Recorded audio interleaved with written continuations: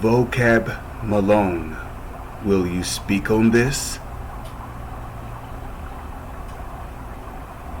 Alright, Shalom ahchyam.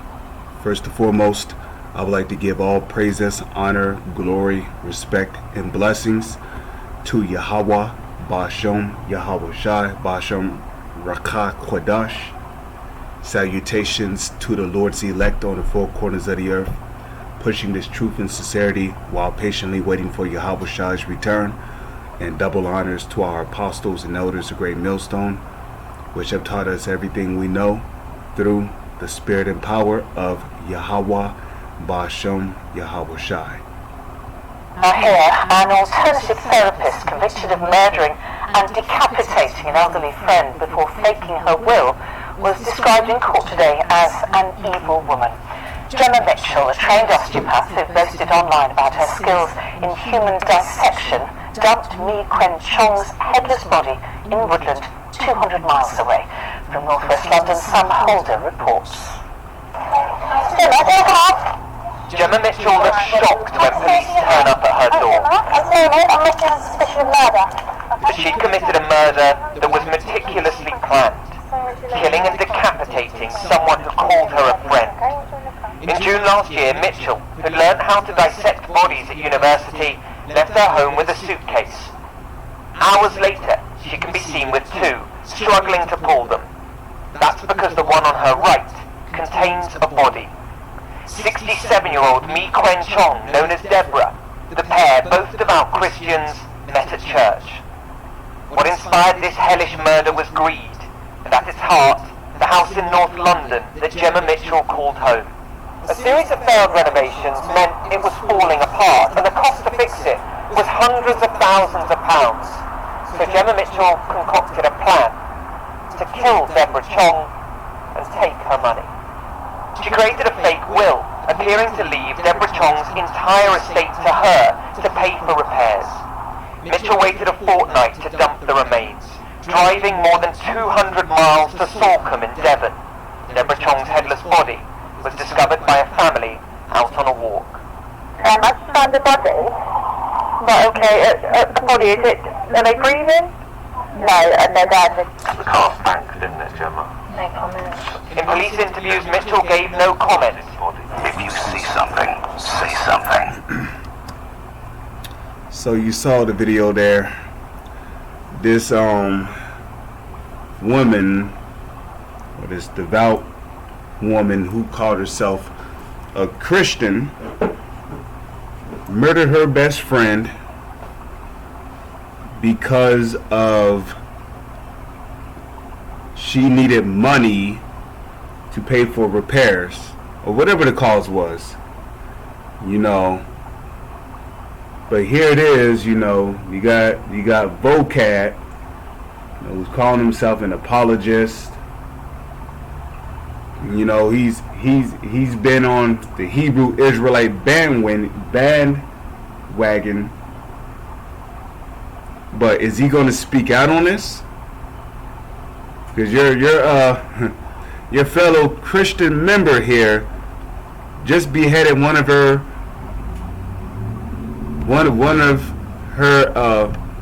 fellow worshippers. They called her a friend.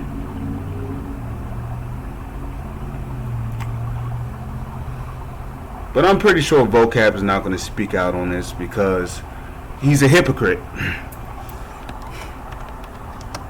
Here it is. You have no problem hopping on the Hebrew Israelite bandwagon whenever, we bring out scriptures like John 3:16, John the first chapter, this, that, fourth, and the other.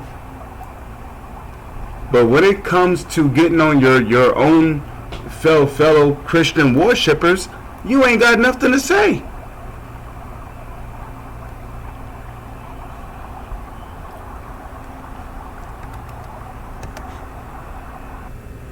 Okay, Job chapter 15 verse 34, it says, "For the congregation of hypocrites shall be desolate, and fire shall consume the tabernacles of bribery." Okay? And one thing that I've wanted to do was come over here have a look at the comment board. You know, Apostle Tahar says, I bet she did it in the name of Jesus. You know, and a lot of these Christians, they have this mindset of, well, Jesus will forgive me if I do this or that. And that's why you got Christians that are smokers. You got Christians that are still eating pork, committing adultery, getting tattoos and edge-ups and lineups. Because they believe that no matter what they do, Jesus will forgive them. Not knowing that, you know, first off, this truth, this ministry is only for the Israelites. It's not for you heathens. It's for the true worshipers of Yahweh, Bashem, Yahweh Shai.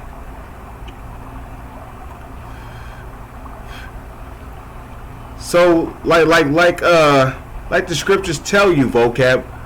I believe that's. Let's see if I can find that.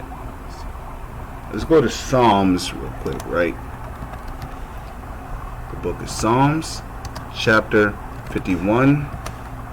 Let's see, 11. Let's see what's here. Okay, so we're going to go to the book of Psalms, the 50th chapter.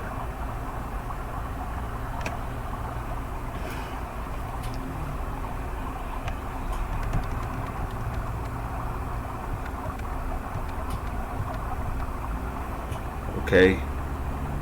Now, this is the book of Psalms, chapter 50, verse 16. It says, but unto the wicked, Yahweh, Bashem, Yahweh Shai saith, what hast thou to do to declare my statutes, or that thou shouldest take my covenant in thy mouth? Right? So, yeah, Mr. Vocab Malone, what have you to do to declare the Lord's statutes? Or that you shouldest take the Lord's covenant in thy mouth? Seeing what? Verse 17.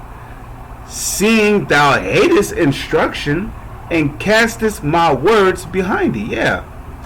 Because naturally you Edomites hate instruction. Okay? You hate instructions. You know?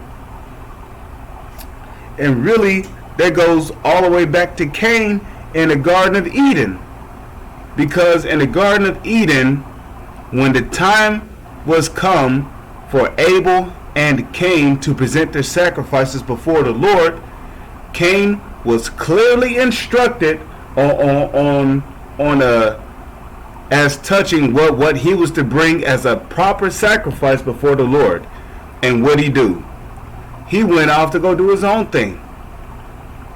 He went to go bring gold and silver and bananas and potatoes. The Lord is looking like, what the fuck is, you know, like. But that's why the Lord had respect unto Abel's sacrifice, because Abel came in the spirit of obedience. Obedience through the Lord's instructions. So what hast thou to do to declare the Lord's statutes? Okay. Talking about vocab. Okay. It says, when thou sawest a thief, then thou consentest with him, and has been partaker with adulterers. Okay. Verse 19, it says, thou givest thy mouth to evil, and thy tongue frameth deceit. And ultimately, that's what vocab has been doing, coming up with all these accusations against us, saying this and that, and, you know, prove this and prove that, and, you know, like, it says, thou sittest and speakest against thy brother, thou slanderest thy own mother's son. Right. So let's see what else. Okay, Psalms chapter 50, verse 21. These things hast thou done, and I kept silence. Thou thoughtest that I was altogether such as one as thyself, but I will reprove thee and set them in order before thine eyes. And the Lord's elect is being set in order before the eyes of these devils.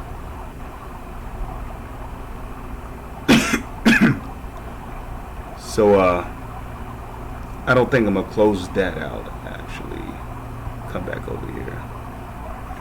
Okay.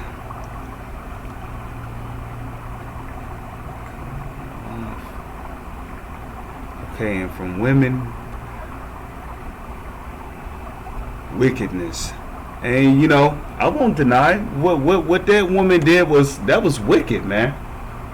You know, you gonna take your own friend's life just so you can forge her will to get money?